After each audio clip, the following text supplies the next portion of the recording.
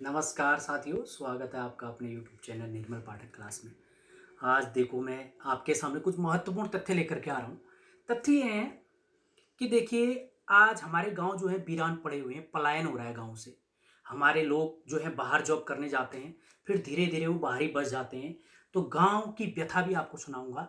एक मेरे मित्र हैं दुबई में, ललित मोहन जोशी जी, उन्होंने एक कविता भेजी है आज। तो वो भी अगर देख रहे होंगे ललित मोहन जोशी जी, तो आपने ही भेजी है, मैं आपका धन्यवाद अदा करूँगा। आप दुबई में हैं अभी और अपना ख़्याल भी रखेंगे थोड़ा-सा। और मैं एक देखिए हमारे भाई लोग, कई लोग मज़दूर होते हैं बाहर, मज़दूरी करते हैं, व्यथाएँ हैं, हर किसी की अपनी-अपनी व्यथा है, तो घरों को आ रहे हैं। तो गाँव की भी एक व्यथा है भैया, गाँव है हमारी जन्मभूमि है, कर्मभूमि है, तो उसके बारे में भी बताऊँगा। तो सबसे पहले मैं एक हल्का छोटी-सी 2 लाइन का एक सॉन्ग, हालाँकि मेरी आवाज़ उतनी अच्छी नहीं है, एक सॉन्ग मैं आपके सामने लेकर के आया हूँ कि एक मज़दूर क्या कहता है, मज़दूर क्या कह रहा है वर्तमान समय में। हालाँकि हमारी सरकारें जो हैं लगातार मज़दूरों को लाने का प्रयास कर रही हैं, जो अपने भाई लोग बाहर जॉब करते हैं, सबको लाने का प्रयास कर रही है पूरा। लेकिन एक मज़दूर क्या कह रहा है देखिए, हम मज़दूरों को गाँव हमारे भेज दो सरकार, सूना पड़ा घर-द्वार। क्या कह रहा है देखिए, एक मज़दूर क्या कह रहा है, हम मज़दूरों को घर हमारे भेज दो सरकार, सूना पड़ा रे घर-द्वार।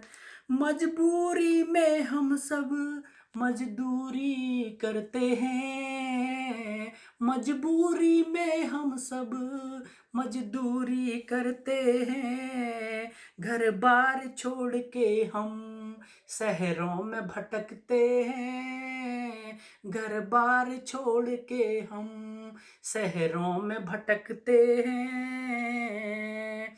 हम मजदूरों को गांव हमारे भेज दो सरकार, सूना पड़ा रे घर द्वार।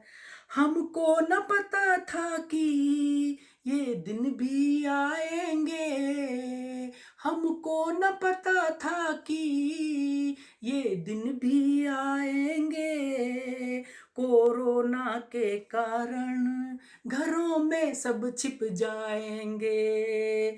हम तो बस पापी पेट के कारण झेल रहे हैं मार, कुछ तो करो सरकार। आप देख रहे होंगे सभी प्रवासी लोग जो अभी गांव की तरफ आ रहे हैं। तो गांव क्या कहता है देखिए, गांव क्या कह रहा है देखिए, गांव वीरान पड़ा हुआ है सब लोग। गांव तो हमारी जन्मभूमि है। गांव चाहता है कि जो मेरे बच्चे हैं, मेरे गांव के लोग हैं, वो मेरे पास आएं, एक न एक बार अवश्य आए, साल में एक बार मेरे पास अवश्य आएँ, क्योंकि गाँव की जो भूमि होती है, वो भूमि कहती है कि मेरे बच्चे मेरे पास आएँ। हम जाके शहरों में बस जाते हैं, गाँव को भूल जाते हैं। तो गाँव क्या कह रहे थे, आप ये समझना कि गाँव बोल रहा है। ये मैंने बताया दुबई में मेरे मित्र हैं ललित मोहन जोशी जी, उन्होंने मुझे भेजा था ये, तो मैं आपके लेके आ रहा हूँ। मैं गाँव हूँ। गाँव क्या कह रहा है देखना, मैं गाँव हूँ, मैं वही गाँव हूँ जिस पर ये आरोप है कि यहाँ रहोगे तो भूखे मर जाओगे। कहते हैं ना कि गाँव में यार भूखे मर जाएँगे, हम तो जॉब करने बाहर जाते हैं। गाँव में शिक्षा नहीं है, चिकित्सा नहीं है, इसलिए हमें तो बाहर जाना ही होगा। लोगों के मन में ये बातें रहती हैं, तो उसी को लेकर के आ रहा हूँ। मैं वही गाँव हूँ जिस पर ये आरोप हैं कि यहाँ रहोगे तो भूखे मर जाओगे। मैं वही गाँव हूँ जिस पर आरोप है कि यहाँ अशिक्षा रहती है। मैं वही गाँव हूँ, मैं वही गाँव हूँ जिस पर असभ्यता और जाहिल गँवार का भी आरोप है। कहते हैं भाई गाँव में जो रहता है वो गँवारी होता है, गँवार होता है। मैं खुद गाँव का ठेठ पहाड़ी हूँ मैं। मुझे गर्व है पहाड़ी होने पर। मुझे लोग पहाड़ी कहते हैं तो मुझे गर्व होता है। तो लोग कहते हैं कि गाँव का है भाई, गँवार होगा, गँवारी होगा। अरे नहीं भैया, पहाड़ी हैं हम, पहाड़ी। मैं हाँ, मैं वही गाँव हूँ जिस पर आरोप लगा कि मेरे ही बच्चे मुझे छोड़कर दूर बड़े-बड़े शहरों में चले गए। जब मेरे बच्चे मुझे छोड़कर, ये गाँव कह रहा है हाँ, अपने बच्चों से, जो उसके गाँव के लोग हैं, तो गाँव उनको अपना बच्चा कहकर पुकार रहा है। जब मेरे बच्चे मुझे छोड़कर जाते हैं, मैं रात भर सिसक-सिसक कर रोता हूँ। देखिए गाँव क्या कह रहा है कि बच्चे जब मुझे बाहर छोड़ कर के जाते हैं, मैं सिसक-सिसक कर रोता हूँ, फिर भी मरा नहीं। मन में एक आस लिए आज भी निर्निमेष पलकों से बाट जोहता हूँ, शायद मेरे बच्चे आ जाएँ, देखने की ल ललक में सोता भी नहीं हूँ, कह रहा है। गाँव कह रहा है, आहा! क्या देखो कितना मार्मिक तथ्य है।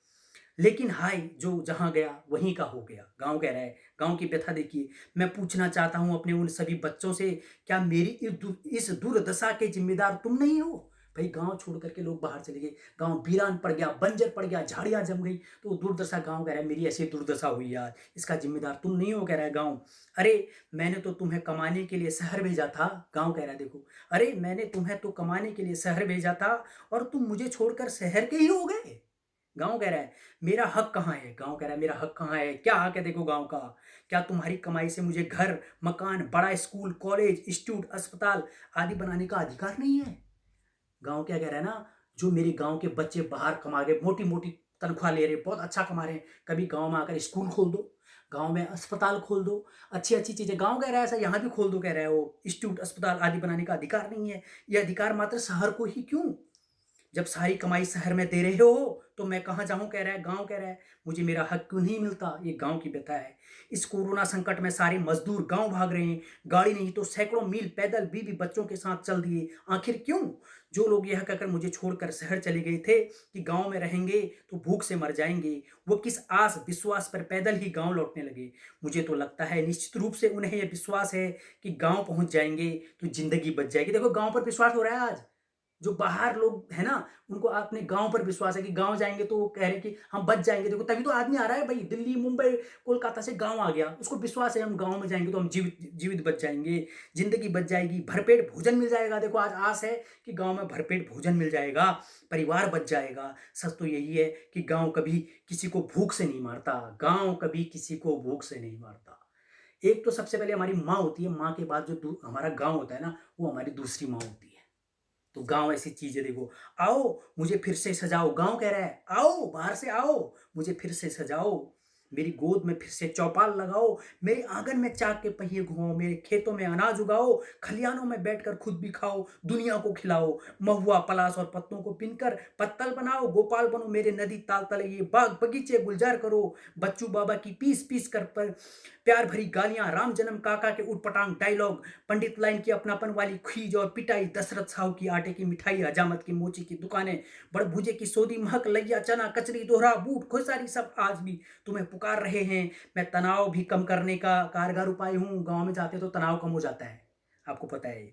मैं प्रकृति की गोद में जीने का प्रबंध कर सकता हूँ, कह रहा है प्रकृति की गोद में अगर हमने रहना है तो गांव जाना होगा, बस तू समय समय पर आया कर मेरे पास, गांव कह रहा है बस तू समय जॉब तू कर, पेट तो पालना है ना, मजदूर है भैया वहां जाएगा तो कमाना तो है, लेकिन कह रहा है कि समय समय पर मेरे पास आया कर। गांव की व्यथा सुनो, देखिए रोना आता है मार्मिक मार्मिक गांव का ये वो सुनकर कह रहा है बस तू समय समय पर आया कर मेरे पास, अपने बीबी बच्चों को मेरी गोद में डालकर निश्चिंत हो जा, दुनिया की कृत्रिमता को त्याग दे, दुनिया की जो चकाचौंध है ना इसको त्याग करके आ कह रहा है, ठीक है, कृत्रिमता को त्याग दे, फ्रिज का नहीं घड़े का पानी पी के रहा है, फ्रिज का नहीं घड़े का पानी पी, समझ रहे होंगे आप, बहुत बुद्धिजीवी लोग हैं आप। घड़े का पानी पी, त्योहारों समारोहों में पत्तलों में खाने और कुल्हड़ों में पीने की आदत डाल, अपने मोची के जूते और दर्जी के सिरे कपड़े पर इतराने की आदत डाल, हलवाई की मिठाई, खेतों की हरी सब्जियां, फल फूल, गाय का दूध, बैलों की खेती पर विश्वास रख, कभी संकट में नहीं पड़ेगा, हमेशा खुशहाल जिंदगी चाहता है तो मेरे लाल मेरी गोदी में आकर कुछ दिन खेल लिया कर, तू भी खुश और मैं भी खुश, मैं गांव हूं, मैं वही गांव हूं जिस पर यह आरोप है कि यहाँ रहोगे तो भूखे मर जाओगे। अपना गांव दिल की धड़कन से बड़ा गांव होता है। देखिए गांव की व्यथा आपने सुनी होगी, कितने मार्मिक तथ्य हैं। देखिए तो इस वीडियो को आप बिल्कुल शेयर करिए, लाइक करिए, सब्सक्राइब करिए। धन्यवाद।